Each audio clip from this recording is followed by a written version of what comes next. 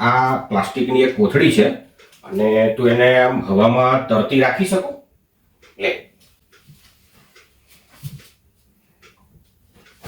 શું થાય છે? પડી જાય છે. નથી રહેતી? ના. હું હવામાં આને તરતી રાખી બતાવું. એના માટે મારે જોઈશે એક પ્લાસ્ટિકની પાઇપ અને મેં એક જૂનો મોજો લીધો છે. હવે સૌથી પહેલા હું આને આની અંદર આમ ઘસું છું આ રીતે.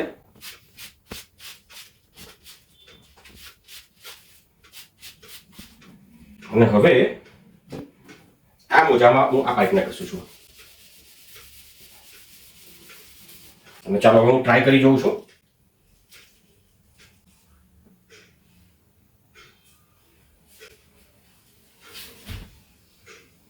તો હું એને હવામાં તરાવી શકું છું.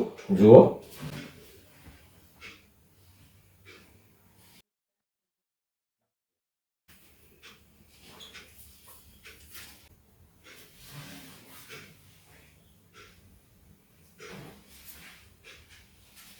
તો સવાલ એ છે કે આ કેવી રીતે થાય છે?